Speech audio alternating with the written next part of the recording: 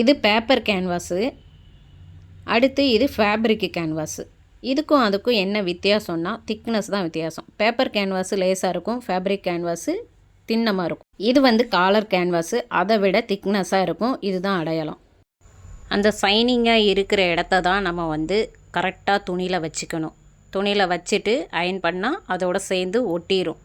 இதில் என்ன வித்தியாசம் அப்படின்னா, க்ளூ வந்து அதிகமாக எந்த கேன்வாஸில் இருக்குதுன்னு பார்த்து வாங்கிக்கோங்க. அதிகமாக சைனிங் இருக்கிறது வந்து உங்களுக்கு க்ளூ அதிகமாக இருக்குது, அந்த மாதிரி நீங்கள் பார்த்து வாங்கிக்கோங்க. அயன் பாக்ஸை வந்து நல்லா சூடு பண்ணிவிட்டு அதுக்கப்புறம் அயன் பண்ணுங்கள், அப்போ தான் ஒட்டும். அரையும் குறையுமாக அயன் பாக்ஸை சூடாக இருக்கும் போது நம்ம அயன் பண்ணோம் அப்படின்னா அதோட சேர்ந்து ஒட்டவே செய்யாது.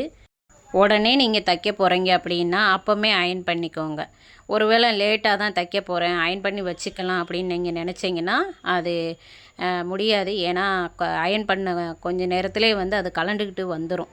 அதனால் நம்ம எப்படியா இருந்தாலும் கேன்வாஸு அயன் பண்ண உடனே சுற்றி ஒரு தையல் போட்டுக்கிறது ரொம்பவே நல்லது. இந்த மாதிரி உங்களுக்கு பார்த்தாலே இந்த வீடியோவில் தெரியும், 3மே வித்தியாசமாக இருக்கும்.